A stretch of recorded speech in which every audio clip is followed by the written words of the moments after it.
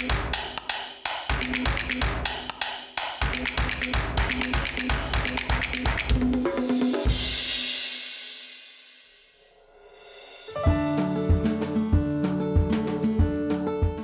minquxa fil-ġebel jew maħżuża fuq il-parċmini, ir-riċetti ilhom jiġu ddokumentati millenji sħaħ. L-istorja tar-riċetti bil-sinna ma tmurx daqstant lura, iżda xorta waħda hija rikka u tiftaħ l-aptit ta' kull min iħobb il-kċina Maltija, bħalma jfissrilna l-professur William Zammit. Riċetti fil-kuntest Malti imorru lura anke sa żmien l-ordi.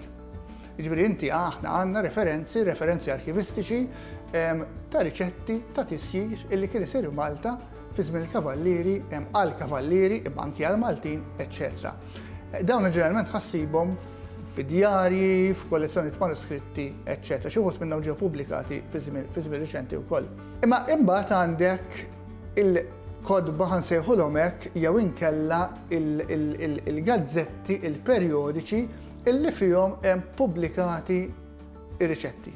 U allura hawnhekk għandek l-element divulgattiv issa mhux xi ħadd illi rekordja f'djarju riċetta kurjuża illi kienet issir Malta, imma issa hawnhekk għandek l-element ta' tagħlim, l-element ta' divulgazzjoni.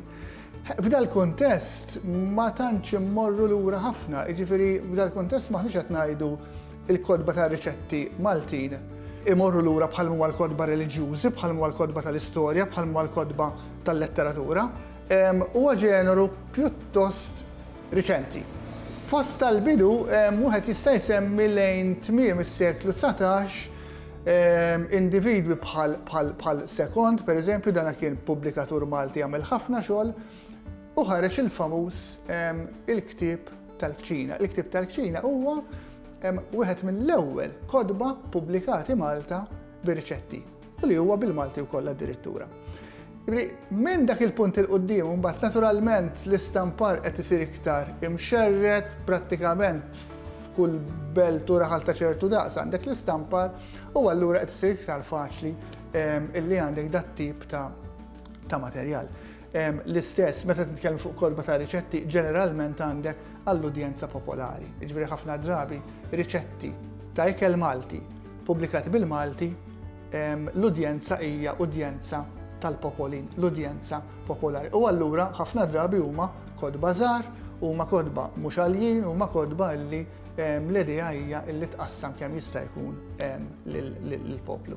Kull tip ta' letteratura, kull tip ta' suġġett illi lan tiegħu illi jilħaq il-massa tal-poplu, ċertament se jagħti kontribut għall-iżvilupp tal-lingwa.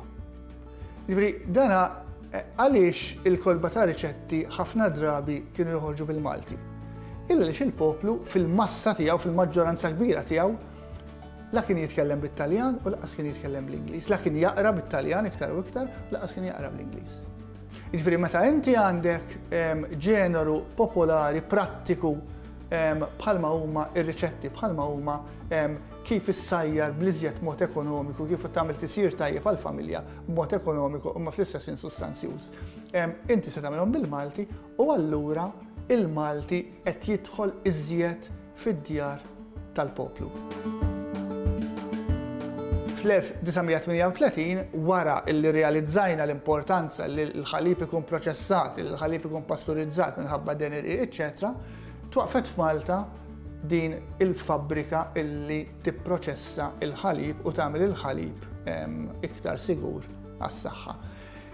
Din l-istituzzjoni wkoll kienet tippubblika riċetti bil-Malti. Naturalment riċetti illi jinvolvu il-ħalib jew inkella prodotti illi għandhom x'jaqsmu mal-ħalib. U interessanti ħafna, jiġifieri inti tara issa hawnhekk m'għandekx individwu imma għandek istituzzjoni illi qed tippubblika dal-materjal kważi mill-bidunet. Għandek numru ta' pubblikazzjonijiet tal-MMU li ħarġu pereżempju fl-1963 meta kellhom il-25 anniversarju tat-twaqqif tagħhom. Fil-ħamsinijiet sittinijat għandek id-divulgazzjoni qawwija tal-kodba ta' riċetti tal-magħrufa Carmen Carbonaro. Jiġifieri Carmen Carbonaro hija dik il-persuna illi kienet ħanajdu hekk kienet assoċjata totalment ma' xandir fuq ir-Rediffusion dak iż-żmien u fost pariri tal-familja, trobbija tat-tfal, eċċetera, ta' sem kbir ukoll fejn jidħlu ir-riċetti bil-Malti. Pubblikazzjoni ta' numru ta' volumi bir-riċetti illi l-istess trid tara kollox fil-kuntest ta' żmienu dawn ċertament illi taw kontribut f'aspetti diversi.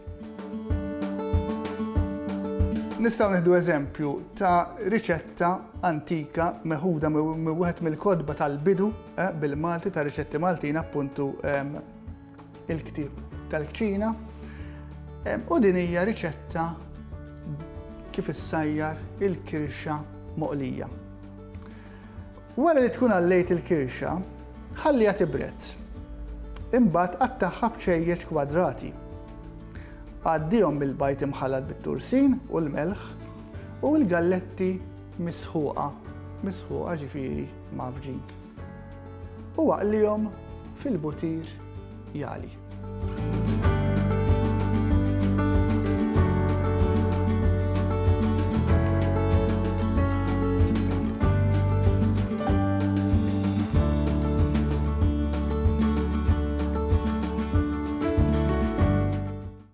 Il-Sinna jixtieq jirringrazzja lill-Aġenzija Nazzjonali tal-Litterizmu, lill-Ministeru għall-Edukazzjoni u x-Xogħol, lill-Kunsill Nazzjonali tal-Ilsien Malti u lid-Dipartiment tal-Malti fil-Fakultà tal-Arti l-Università.